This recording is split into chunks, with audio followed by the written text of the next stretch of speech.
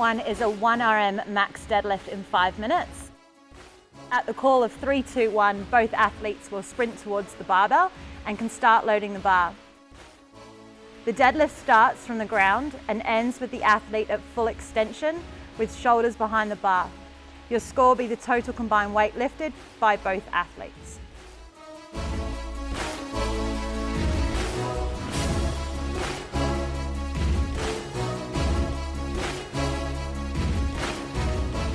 Sprint 2 is 30 synchronized cleans for time.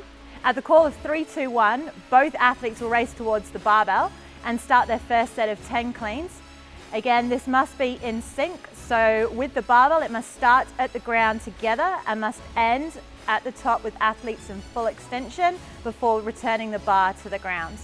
Once the first set of 10 synchronized cleans are completed, athletes will roll their bars to the next quadrant and continue this fashion until all 30 cleans have been completed. Workout ends with both athletes on the finish mat. Sprint number 3 begins on the call of 3, 2, 1, go. The first athlete will proceed to the snatch bar and start the first set of power snatches. At the completion of the first set of power snatches, athlete 1 will tag out and athlete number 2 will start his power snatch.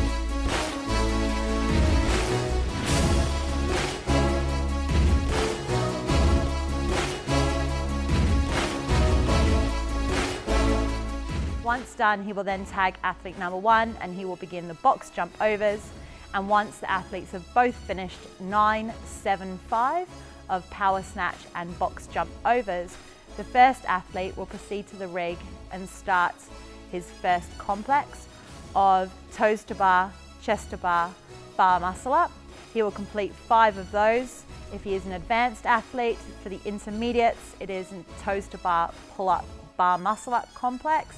This also applies to the silverbacks. And then for the beginner athletes, there are 10 pull-ups. The complex does not require the athlete to go unbroken. Once athlete 1 has completed his first 5 rounds of the complex, he will then tag in athlete number 2, and the time stops when both athletes are on the finish mat. Movement standards for workout number 3. The power snatch starts from the ground and ends in one continuous movement overhead with the arms locked out and standing at full extension. Box jump overs get onto and over the box without the hands or knees touching.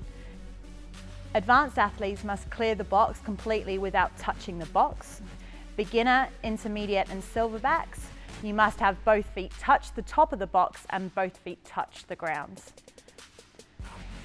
For the complex, advanced, you have toes to bar, chest to bar and bar muscle up. Your toes must touch the bar, your chest must touch the bar, and athlete ends with the bar muscle up with shoulders over the bar with arms locked out. Intermediate and silverbacks, you have toes to bar, pull up and bar muscle up. For the pull up, your chin must go over the bar and the bar muscle up. Athlete must end with the shoulders over the bar with the arms locked out. Beginners, you have 10 pull-ups, your chin must go over the bar and arms must return to full extension at the bottom of the movement. Workout number 4 begins with the buy-in of 50 wall balls. For the advanced athletes, you will be throwing to a 12-foot target. For the intermediates, you'll be throwing to an 11-foot target. And for the beginners, you'll be throwing to a 10-foot target. You'll then start your 3 rounds of 20 toes to bar. Beginners, you will have knee raises. 20 strict handstand push-ups if you're an advanced athlete, or kipping if you're an intermediate athlete. And beginners, you will have push-ups. Silverbacks, you will also have kipping handstand push-ups. And then your buyout is 50 triple unders for the advanced athlete, 100 double unders for silverbacks and intermediate athletes, and beginners, you will have 200 single skips. The movement standards for this one, the wall ball shots must be taken from the bottom of the squat with the hip crease below the knee and thrown to the specific target. The center of the ball must hit the target, and if the wall ball hits too low or does not hit the wall at all, it is a no rep. The toes to bar, the athlete must start from a full hang to having both toes touch the bar at the same time. Arms must be straight with each rep. The feet also must be brought back behind the bar and behind the body.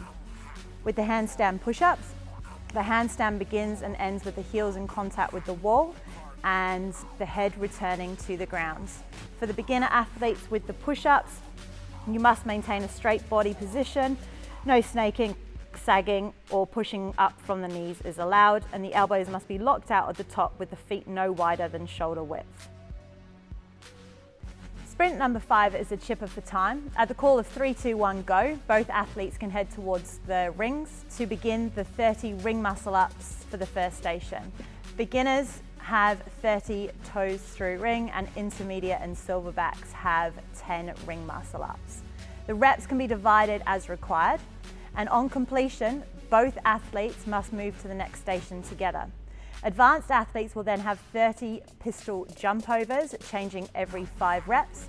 Intermediate, you have 25 pistol squats, and you can change as required. And silverbacks and beginner, you have goblet squats.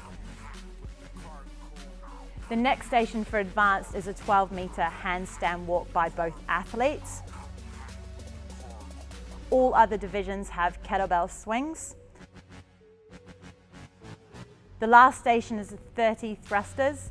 Athletes must change every 5 reps, and the workout ends when both athletes are on the finish mat.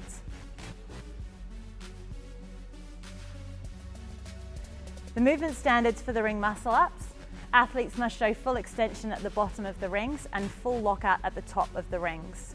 The movement substitution for intermediate and silverbacks is 30 burpee ring touches.